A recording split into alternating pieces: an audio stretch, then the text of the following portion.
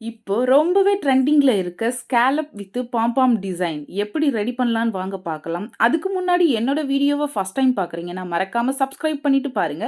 அப்படியே பக்கத்துல இருக்க பெல் ஐக்கன கிளிக் பண்ணிட்டு ஆல் குடுத்துக்கோங்க. வாங்க இப்ப இந்த டிசைன் எப்படி ரெடி பண்ணலான்னு பார்க்கலாம். நான் பேக் பார்ட் ஃபுல்லாவே ஸ்டிச் பண்ணி வச்சுட்டேன். நம்ம ஷோல்டர் டூ இடுப்பு வரைக்கும் எவ்வளோ ஹைட் இருக்குன்னு மார்க் பண்ணிக்கலாம். நமக்கு 14 இன்ச்சஸ் கிடைச்சிருக்கு. இப்போ கேன்வாஸ் எடுத்துக்கோங்க. கேன்வாஸில் ஒரு 15 இன்ச்சஸ் ஹைட் வச்சுக்கோங்க. நம்மளுக்கு 14 இன்ச்சஸ் வந்துச்சு ஷோல்டர் டு பேக் பார்ட்டு. ஒரு 1 இன்ச் எக்ஸ்ட்ரா எடுத்துக்கோங்க. அதுக்கு முன்னாடி நம்மளுக்கு எதை வச்சு டிசைன் பண்ண போகிறோம்னு பார்க்கணும். அந்த பார்டர் எவ்வளோ வருதுன்னு அளந்து எடுத்துக்கலாம். நம்மளுக்கு 2 இன்ச் தான் வருது. நீங்கள் எக்ஸ்ட்ரா கூட வச்சுக்கலாம். ஸோ நான் 15 இன்ச் ஹைட்லையும் 2 இன்ச் அகலத்துலேயும் கேன்வாஸை கட் பண்ணி எடுத்துக்கிறேன் மார்க் பண்ணி.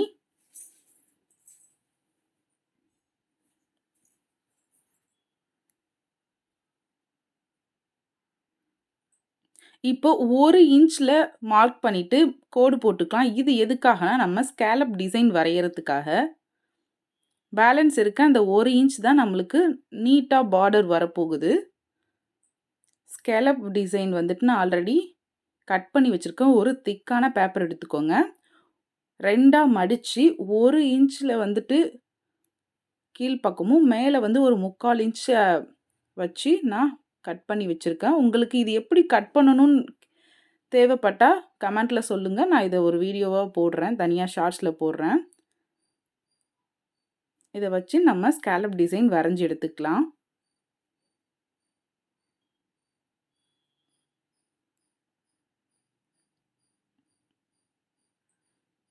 வரைஞ்சிட்டு இதை அப்படியே கட் பண்ணி எடுத்துக்கலாம்.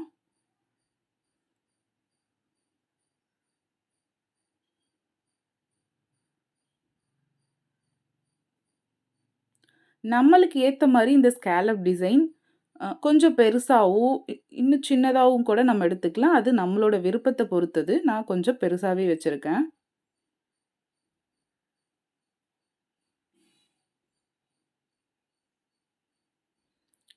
ஃபுல்லா கட் பண்ணி எடுத்தாச்சு. இப்போ நம்ம அந்த மெயின் கிளாத் எடுத்துக்கலாம். அதாவது நம்ம பார்டர் பீஸ் மட்டும் கட் பண்ணி வச்சிருக்கோம்ல, அதை எடுத்துக்கலாம். அதில பின்பக்கமா வச்சு அயர்ன் பண்ணுங்க. நல்லா ஞாபகம் வச்சுக்கோங்க. பார்டரோட பின்பக்கமா வச்சு அயர்ன் பண்ணணும். அந்த ஸ்கேலப் டிசைனுக்கு ஃபுல்லாவே பார்டர் வர்ற மாதிரி பார்த்துக்கோங்க. எக்ஸ்ட்ரா இருக்க கிளாத் வந்துட்டு மடிச்சு அடிக்கிறதுக்காக விட்டுருக்கேன். இப்போ இதில வச்சு நம்ம அடிச்சு திருப்பணும்.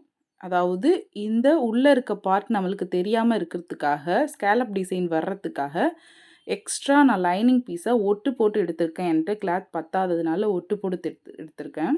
அதுக்கு முன்னாடி நம்ம இந்த எக்ஸ்ட்ரா இருக்க பீஸை மடிச்சு அடிச்சுக்கலாம்.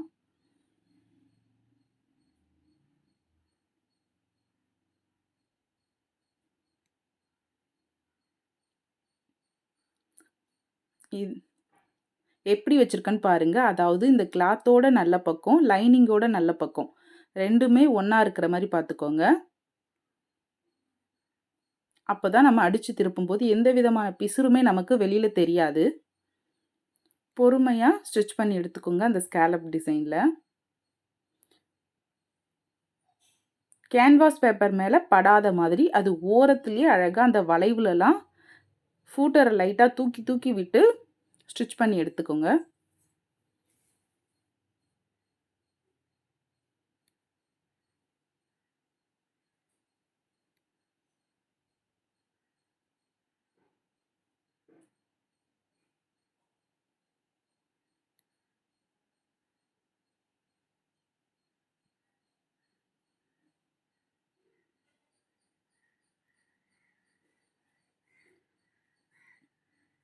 இப்போ ஃபுல்லா ஸ்டிச் பண்ணி எடுத்தாச்சு. ஒரு 1/4 இன்ச் அளவு டிஸ்டன்ஸ்ல கட் பண்ணி எடுத்துக்கோங்க. அதிகமா விட்டுறாதீங்க. 1/4 இன்ச் அளவுல மட்டுமே கட் பண்ணி எடுங்க. பார்த்து கட் பண்ணுங்க. நம்ம தையல் போட்டிருக்கோம்ல, அதில கட் விழுந்துறக்கூடாது. பொறுமையா 1/4 இன்ச் அளவு டிஸ்டன்ஸ்ல கட் பண்ணி எடுத்துக்கலாம். எடுத்துட்டு அந்த கார்னர்லலாம் சின்ன சின்ன கட் குடுத்துக்கோங்க. போட்டிருக்க தையல்ல கட் விழுந்துறக்கூடாது. அதுக்கப்புறம் நம்மளோட டிசைன் சொதப்பிடும். குட்டி குட்டி கட் குடுத்துக்கோங்க. இது எதுக்காகன்னா, திருப்பும்போது அது பேலன்ஸ்டா திரும்புறதுக்காக. இப்போ நான் எப்படி திருப்புறேன்னு பாருங்கள். கட்டை விரல வச்சு அழுத்தி விடுங்க. லைட்டாக அழுத்தி விடுங்க. ஏன்னா 1/4 இன்ச் டிஸ்டன்ஸில் தான் இருக்குது. அழுத்தி விட்டு திருப்பிட்டோம்னா நம்மளுக்கு டிசைன் ரெடி. இதை ஒரு சின்ன அயன் கொடுத்துக்கலாம். அயன் பண்ணிக்கலாம். அயன் பண்ணும்போது இன்னுமே நல்லா நீட்டாக இருக்கும். இது எக்ஸ்ட்ரா இருக்க லைனிங் கிளாத் வந்துட்டு உள்ளே தான் போக போகுது. இதை மடித்து அடிக்கணுங்கிற அவசியம் இல்லை. மடித்து அடிக்கிறதா இருந்தாலும் மடித்து அடிச்சுக்கலாம். நான் கட் பண்ணி போட்டுடுறேன். ஏன்னா அது உள்ளே தான் போக போகுது, தெரிய போகிறதில்ல. இது மேலேயே சின்னதாக கொஞ்சம் அயன் கொடுத்துக்கலாம். இப்போது இந்த ஸ்கேலப் டிசைனுக்கு நடுவில் வைக்கிறதுக்கு பாம்பாம் டிசைன் ரெடி பண்ணிக்கலாம். பாம்பாம் டிசைன் எப்படி ரெடி பண்ணணுங்கிற வீடியோ ஆல்ரெடி போட்டிருக்கேன். பார்க்காதவங்க பாருங்கள். இது மாதிரி நான் நிறைய பாம்பாம் டிசைன் கான்ட்ராஸ்டான கலரில் ரெடி பண்ணியிருக்கேன்.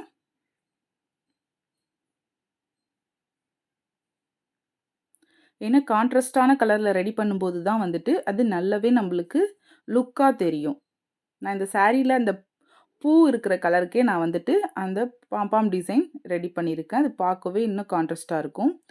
இதை ரைட் சைட் ஷோல்டரில் வச்சு ஃபுல்லாக நீட்டாக ஒரு ஸ்டிச் போட்டு எடுத்துக்கலாம். நம்ம 15 இன்ச் எதுக்காக கொடுத்தோன்னா 14 இன்ச்சு தான் நம்மளுக்கு இருந்துச்சு. கீழே மடக்கி அடிக்கிறதுக்காக. அப்படியே மடித்து அடிச்சுக்கோங்க. மடித்து ஒரு தையல் போட்டுக்கலாம்.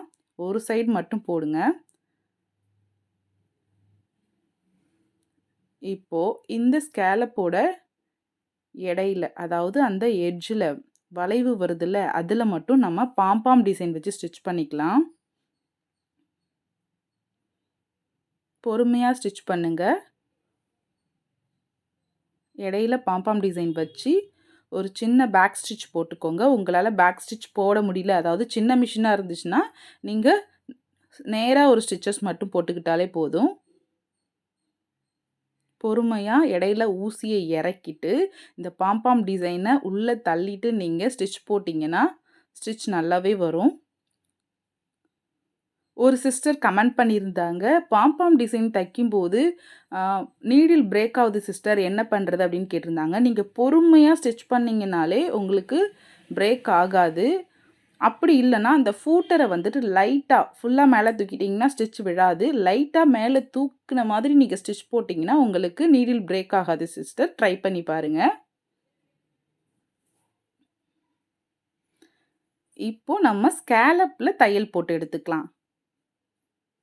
முன்னாடி நம்ம வெறும் பாம்பாம் டிசைன் மட்டும்தான் வச்சு அடித்தோம். ஃபுல்லாக ஸ்கேலப்பில் ஸ்டிச் போட்டு எடுத்துக்கலாம்.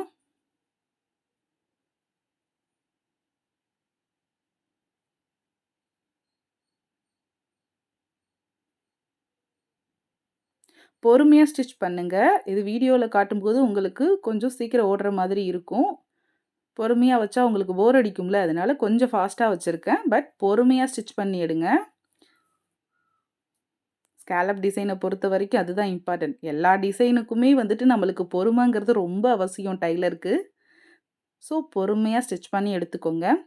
பாருங்களேன், நம்மளோட டிசைன் எவ்வளோ சூப்பராக ரெடி ஆயிடுச்சுன்னு பாருங்கள். தேங்க்ஸ் ஃபார் வாட்சிங். வீடியோ பிடிச்சா லைக் பண்ணுங்கள்.